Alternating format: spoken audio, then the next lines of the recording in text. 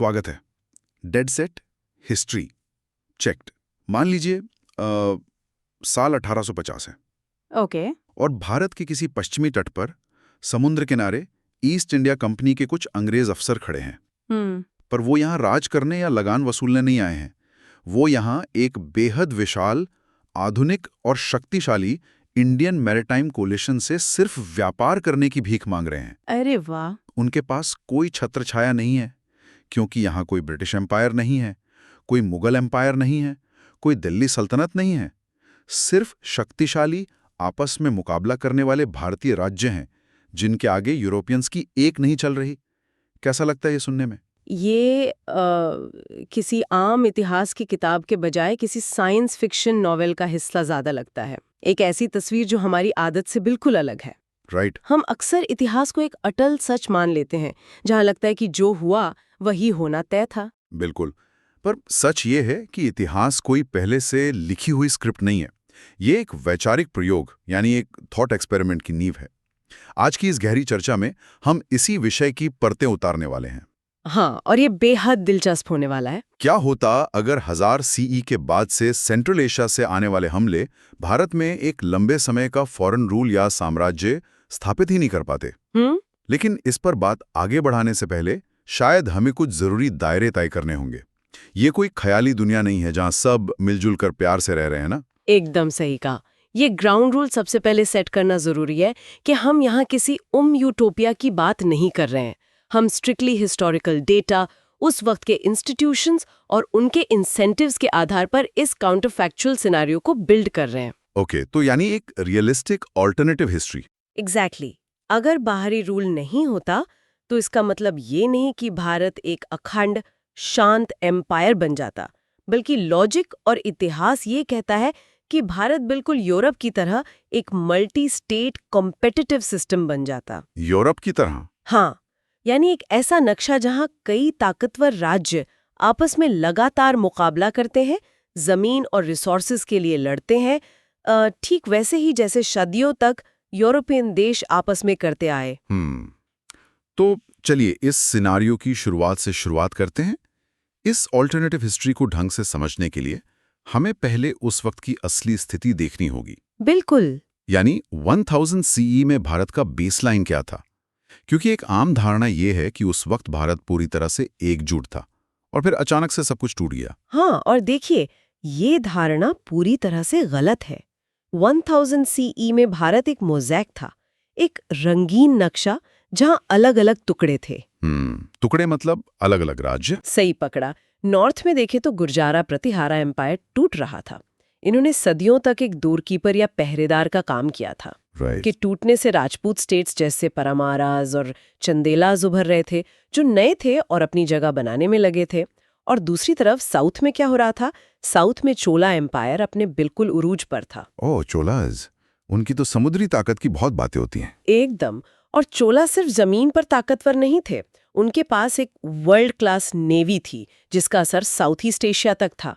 उनका local governance यानी प्रशासन बेहद सोफिस्टिकेटेड था। अच्छा, किस तरह से? उनके यहाँ उर, सभा और नगरम जैसी लोकल असेंबलीज होती थीं जो अपने लेवल पर टैक्स कलेक्ट करती थीं और न्याय व्यवस्था संभालती थीं। ये तो काफी एडवांस लग रहा है। और जहां तक पैसे और वेल्थ का सवाल है, हम आमतौर पर सुनते हैं कि भारत उस वक्त सोने की चिड़िया था। हाँ, और ये सिर्फ एक कहानी नहीं है।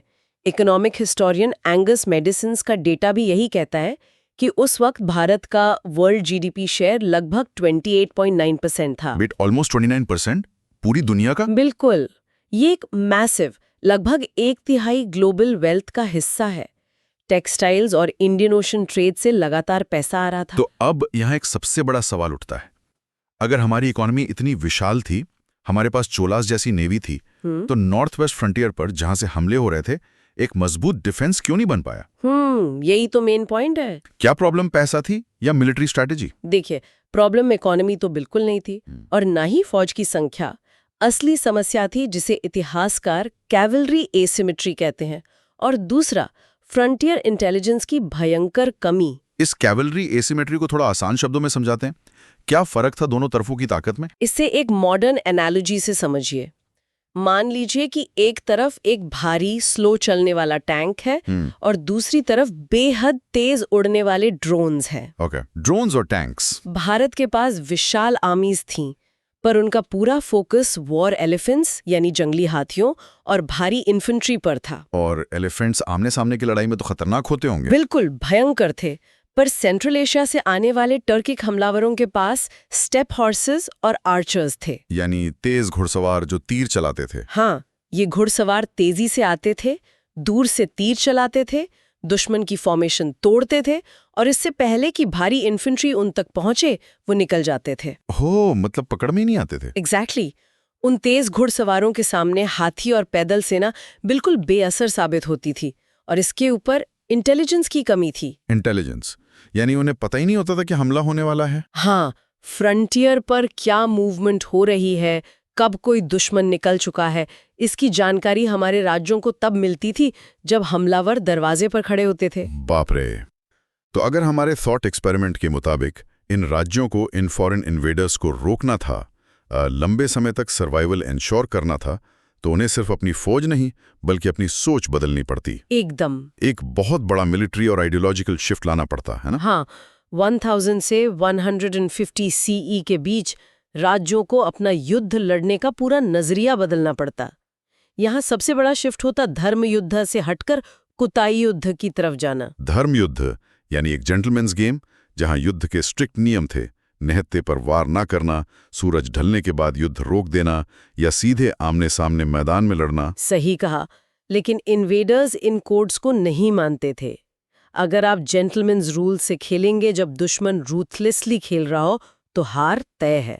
ये तो वही बात हुई कि आप चेस खेल रहे हैं और सामने वाला बोर्ड उलट दे। बिल्कुल।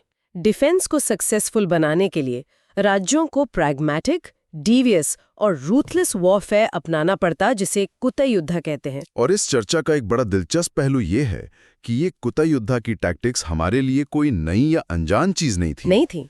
कौटिल्य के अर्थशास्त्र में स्पायोनेज, दुश्मन की सप्लाई लाइंस को काटना और डिसेप्शन यानी धोखाधड़ी के तरीके सदियों पहले विस्तार से लिखे गए थे। बिल्कुल ठीक। नॉलेज थी, किताबों में लिखा था, पर वो मेन स्ट्रीम मिलिट्री प्रैक्टिस का हिस्सा नहीं था उस वक्त। अच्छा, इस ऑल्टरनेट हिस्ट्री में हम ये देखते हैं कि इंडियन स्टेट्स इन अर्थशास्त्र टैक्टिक्स को अपने सिस्टम का इंस्टीट्यूशनल हिस्सा बना लेते हैं। एक सॉलिड जमीनी इंटेलिजेंस नेटवर्क बनता है। जैसे स्पाइज।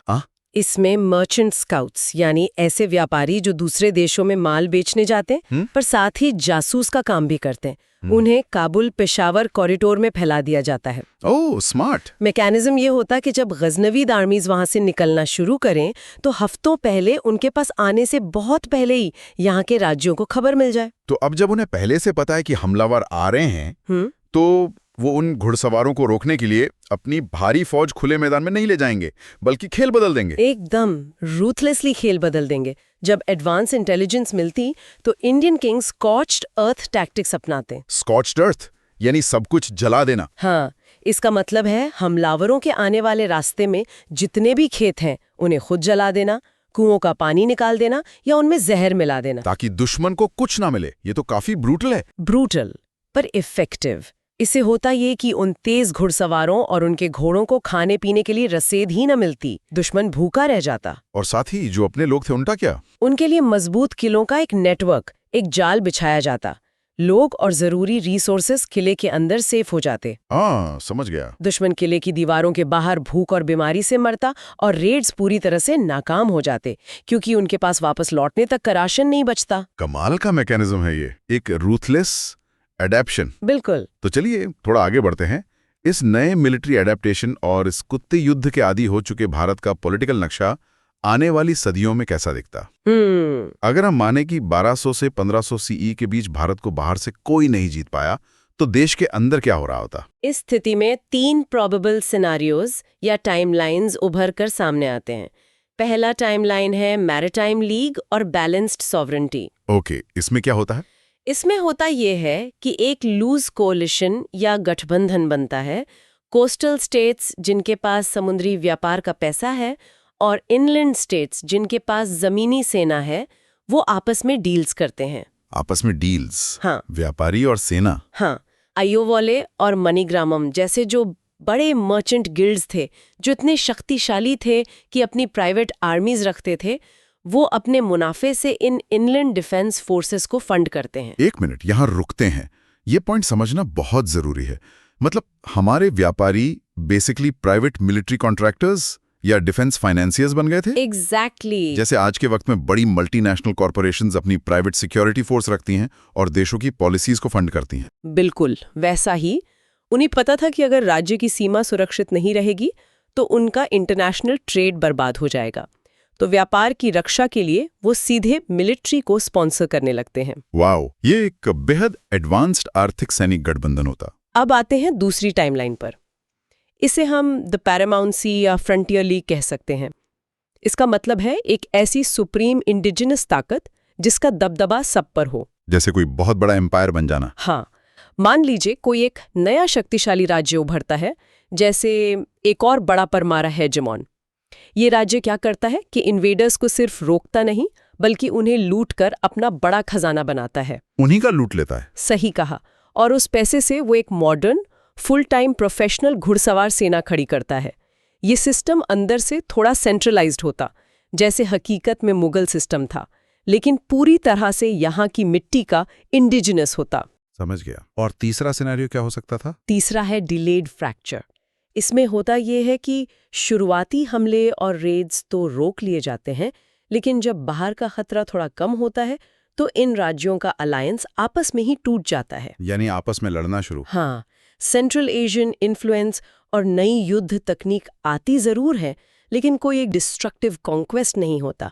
एक बैलेंस ऑफ पावर बना रहता है जहां सब एक दूसरे से लड़ रहे हैं पर कोई भी एक दूसरे को पूरी तरह खत्म या कब्जा नहीं कर पा रहा। लेकिन अगर हम भारत के पुराने इतिहास और यहाँ के राज्यों के कैरेक्टर को देखें तो इन तीनों में से सबसे ज्यादा नेचुरल या आम लगने वाला पैटर्न कौन सा होता? क्या कभी एक लंबा सेंट्रलाइजेशन यहाँ टिका है? नहीं, और यही सबसे बड़ा फैक्टर है। इतिहास बताता है कि टाइमलाइन 1 और 3 सबसे नेचुरल हैं, क्योंकि इस सब कॉन्टिनेंट में ताकत हमेशा फ्रैगमेंट होती रही है। यानी ताकत बढ़ती रहती है। एग्जैक्टली। मौर्यन या गुप्ता एम्पायर्स के बावजूद पावर एक लंबे समय तक एक ही जगह सेंट्रलाइज्ड नहीं रहती। यहाँ की ज्योग्राफी इतनी विशाल है, पहाड़, नदियाँ और रीजनल आइडेंटिटीज इतनी स्ट्रॉन्ग है कि आखिर में पावर डिसेंट्रलाइज हो ही जाती है। तो इसका मतलब? इसलिए एक मल्टी स्टेट पॉलीसेंट्रिक सिस्टम जहाँ कई सेंटर ऑफ पावर हों, वही सबसे ज्यादा मुमकिन आउटकम लगता है। तो अब हम उस स्थिति में पहुंच गए हैं जहां भारत एक मल्टी स्टेट सिस्टम है, ताकत बटी हुई है, पर मिलिट्री और इकोनॉमी इंटरनली बहुत स्ट्रांग है। राइट। अब आगे आते हैं एक बहुत बड़े टर्निंग पॉइंट पर। क्या होगा जब इस स्थिति में यूरोपियन समुद्र के रास्ते यहां पहुंचेंगे? ये बहुत मजेदार हिस्सा है। 1498 में वास्को दा गामा की आमद। असली इतिहास में तो उन्होंने आहिस्ता आहिस्ता समुद्र पे अपना दबदबा बना लिया था। इस ऑल्टरनेटिव हिस्ट्री में क्या बदलता है?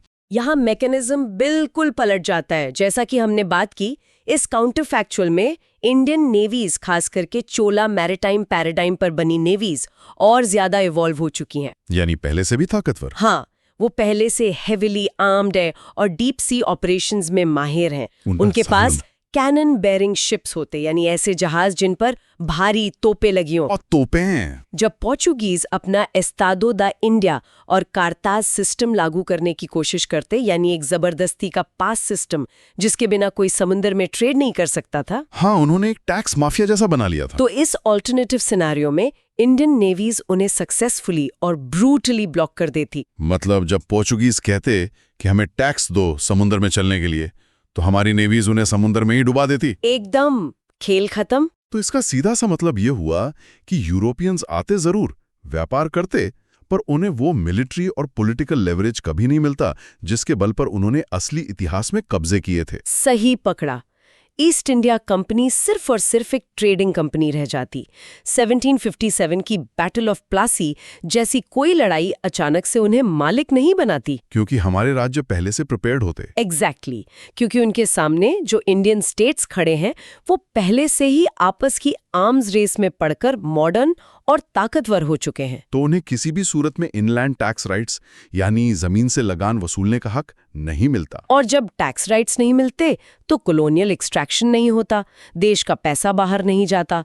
1750s आते आते भारत का वर्ल्ड मैन्युफैक्चरिंग शेयर, जो उस वक्त करीब 25% था, वो तेजी से नहीं गिरता जैसा कि ब्रिटिश राज में हुआ। और जब पैसा देश के अंदर ही रहता है तब इंडस्ट्रियलाइजेशन का क्या होता?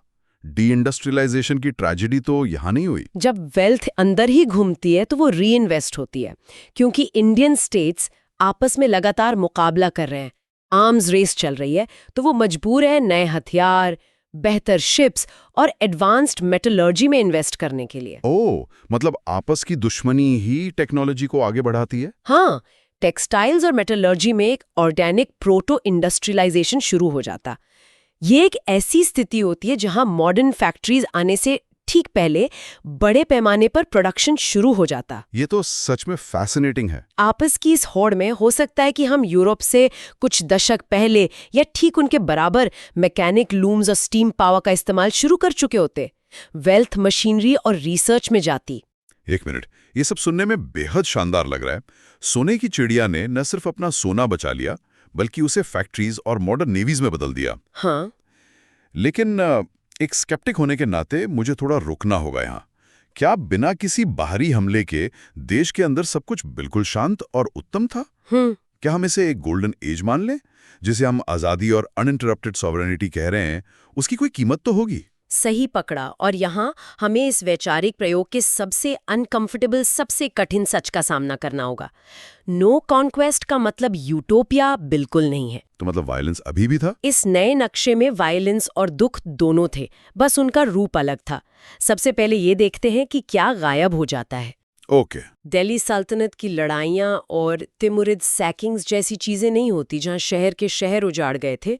और क्योंकि ब्रिटिश राज का वजूद ही नहीं है तो उनकी कॉलोनियल पॉलिसीज के अंजाम भी नहीं होते। जैसे कि मिसाल के तौर पर 1943 का बंगाल फेमिन, जिसमें लाखों लोग भूख से मारे गए थे। लेकिन वो तो एक नेचुरल डिजास्टर भी था ना। नहीं, इकोनॉमिस्ट अमर्त्य सेन ने अपने एंटाइटलमेंट अप्रोच में इसे बहुत आसान तरीके से समझाया। अच्छा, क्या कहते हैं वो? उन्होंने बताया कि फैमिन का कारण फसल का खराब होना या ग्रेन की कमी नहीं था। फैमिन इसलिए आया क्योंकि ब्रिटिश पॉलिसीज की वजह से लोगों के पास अनाज खरीदने के पैसे, यानी उनकी परचेसिंग पावर और उनके अधिकार खत्म हो गए थे। ओह, मतलब सिस्टम की गलती थी। एग्जैक्टली। दुकान में अनाज भरा था पर सिस्टम ने लोगों को भूखा मार दिया ताकि फौज का पेट भरा जा सके। ये तो भयंकर है। अगर ब्रिटिश टेरिटोरियल रूल नहीं होता तो ऐसी गैर जिम्मेदाराना और एक्सट्रैक्टिव पॉलिसीज कभी लागू नहीं होती। जलियांवाला बाग जैसे कॉलोनियल मैसेकर्स गायब हो जाते। लेकिन फिर प्री मॉडर्न टेम्पल डेसिक्रेशन यानी मंदिरों को तोड़ने का क्या? उसका रोल कैसा होता अगर बाहर से इस्लामिस्ट आर्मीज नहीं आती? इतिहासकार रिचर्ड ईटन ने इसको बड़ी गहराई से समझाया है। उनके अनुसार प्री मॉडर्न समय में टेम्पल्स को निशाना बनाना ज्यादातर पॉलिटिकल स्टेटक्राफ्ट यानी राजनीति और ताकत के प्रदर्शन का हिस्सा था। ताकत का प्रदर्शन यानी धर्म से ज्यादा पॉलिटिक्स। हाँ। राजा जब किसी दूसरे राज्यों को हराते थे तो दुश्मन की पॉलिटिकल पावर के सबसे बड़े सिंबल यानी उनके स्टेट टेम्पल को निशाना बनाते थे। अगर एक्सटर्नल कॉन्क्वेस्ट नहीं होते तो ये वायलेंस किसी एक धर्म के कैरेक्टर के रूप में फ्रेम नहीं होता। ये रीजनल हिंदू राजाओं की आपस की पॉलिटिकल राइवलरी का हिस्सा रहता। मंदिर तब भी टूटते पर उनका संदेश राजनीतिक होता, धार्मिक डोमिनेंसी नहीं। तो अगर ये बाहरी मैसेकर्स गायब हो गए तो नुकसान क्या था? किस तरह का वायलेंस और बढ़ जाता? मल्टी स्टेट कंपटीशन का सबसे बड़ा साइड इफेक्ट होता है इंटरनल वॉर्स। राज्यों के पास बहुत पैसा है, मॉडर्न आधुनिक हथियार हैं, स्टैंडिंग आर्मीज हैं, तो वो आपस में सुप्रीमेसी के लिए और भी भयंकर तरीके से लड़ेंगे। यानी देश के अंदर ही महायुद्ध। ये ठीक वैसा ही सिनेरियो बन जाता जैसा यूरोप में वर्ल्ड वॉर 1 और वर्ल्ड वॉर 2 से पहले था। लाखों लोग आपस की इन इंटरनल मैकेनाइज्ड लड़ाइयों में मारे जाते। और बीमारियां, क्लाइमेट शॉक्स जैसे ड्रॉट्स अभी भी होते। और 1918 का इन्फ्लुएंजा पेंडेमिक, उसने एक्चुअल हिस्ट्री में करीब 12 से 20 मिलियन भारतीयों की जान ली थी। वो तो सच में एक ग्लोबल तबाही थी। वो तबाही अभी भी आती क्योंकि वो एनवायरमेंटल और ग्लोबल क्राइसिस थे। वायरस किसी बॉर्डर या टाइमलाइन को नहीं जानता। सही बात है। और सामाजिक सच्चाई, सोसाइटी के अंदरूनी हिस्से में क्या हो रहा होता? सोशल रिफॉर्म का क्या होता अगर सोसाइटी को बाहर से किसी फॉरेन कल्चर या इन्वेजन का बड़ा शॉक नहीं मिलता? ये इस पूरे प्रयोग का सबसे बड़ा ट्रेड ऑफ है। सोशल रिफॉर्म, खासकर कास्ट हायरार्की, जाति व्यवस्था और ज्यादा रिजिड हो सकती थी। एक मिनट, ये बात तो बहुत लोगों को चुभेगी और शायद हजम ना हो। हम आज़ादी को, आत्मनिर्भरता को हमेशा प्रगति से जोड़ते हैं। आप कह रहे हैं कि बिना बाहरी हमले के, बिना किसी फॉरेन इंटरफेरेंस के हमारा समाज और ज्यादा पिछड़ जाता। इतिहास के डायनामिक्स को समझें। जब सोसाइटी में कोई बड़ा एक्सटर्नल शॉक नहीं आता, जब इंस्टीट्यूशंस कंप्लीटली स्टेबल और इंटरनली पावरफुल होते हैं, तो डोमिनेंट स्ट्रक्चर्स को चैलेंज करना नामुमकिन जैसा हो जाता है। यानी जो ताकत में है वो ताकत में ही रहते। बिल्कुल। ब्राह्मणिकल ऑर्डर और ट्रेडिशनल हायरार्कीज के पास सदियों तक अक्यूमुलेटेड वेल्थ और पॉलिटिकल बैकिंग होती। भक्ति मूवमेंट्स जैसे मूवमेंट जरूर होते, पर बिना किसी बड़ी उलटफेर के उन्हें सोसाइटी के ऊपरी तबके के पावर स्ट्रक्चर्स को हिलाने में बहुत ज्यादा समय लगता। तो ये इसका मतलब है कि स्टेबिलिटी की कीमत सोशल स्टैग्नेशन थी। एकदम सही कहा। एग्जिस्टिंग पावर स्ट्रक्चर्स इतने मजबूत होते कि आम इंसान की भिड़ंत कभी राज्य से हो ही नहीं पाती और उन्हें अपने अधिकार मांगने के लिए शायद कई और सदियां लग जाती। आजादी का मतलब मॉडर्न डेमोक्रेटिक वैल्यूज नहीं होता, बल्कि वही पुरानी परंपराओं का लगातार मजबूत होना होता। ये वाकई में एक चुभने वाला ख्याल है। और यही वजह है कि जब हम हिस्टोरिकल व्हाट इफ सोचते हैं, तो उसे यूटोपियन रोमांटिसिज्म से बाहर निकालकर एक रियलिस्टिक इंस्टीट्यूशनल लेंस से देखना पड़ता है। तो इस पूरी गहरी चर्चा को अगर हम समेटें, तो आखिर में हमारे सामने क्या तस्वीर बनती है?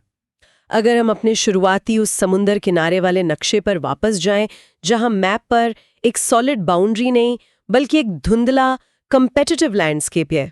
तस्वीर यह है कि सॉवरेनिटी यानी आज़ादी और खुदमुख्तारी सिर्फ एक वर्चुअस टैग नहीं है, ये कैपेसिटी का, एक मशीनरी का नाम है। राइट। अगर भारत 1000 सीई के बाद से एक unbroken competitive multi state system रहता, तो आज ये एक बेहद विशाल, आधुनिक और अमीर यूरोपियन यूनियन जैसा दिखता। टेक्नोलॉजिकली एडवांस्ड, इकोनॉमिकली एक डोमिनेंट ग्लोबल पावर हाउस, जिसके पास सदियों से आपस में लड़ लड़कर बनाई हुई भारी मिलिट्री कैपेसिटी होती है। रीजनल टेंशन्स होते, लगातार चलने वाले बॉर्डर डिस्प्यूट्स होते और सदियों से चली आ रही डीपली एंट्रेंच्ड कास्ट डिविजन्स के साथ एक बेहद कॉम्प्लेक्स और कल्चरली डिवाइडेड सोसाइटी होती। सच में पैसा, वेल्थ और पावर जरूर होता, पर उन आधुनिक पावर स्ट्रक्चर्स का और उस धन का असर समाज के सबसे आखिरी इंसान पर क्या होता, ये तय करना उतना आसान नहीं है। इस बेहद रोचक विचार के साथ हम आज की इस चर्चा को यहीं विराम देते हैं। इस पूरे थॉट एक्सपेरिमेंट से एक आखिरी सवाल जो जहन में जरूर आना चाहिए, वो ये है कि कोई सिविलाइजेशन, कोई सभ्यता अपनी उस सॉवरेनिटी और ताकत के साथ आखिर करती क्या है? क्या वो उस असीम ताकत का इस्तेमाल सबको आगे बढ़ाने में करती है, या फिर अपनी पुरानी दीवारों, अपनी पुरानी हायरार्कीज को और मजबूत करने में? इतिहास किसी एक्स-रे की तरह ब्लैक एंड व्हाइट नहीं होता। ये उन हजारों छोटे और जटिल फैसलों की कहानी है जो लगातार एक दूसरे से टकराते हैं। बिल्कुल। ये था डेड सेट हिस्ट्री से। जिज्ञासु रहिए और मिलते हैं अगली बार।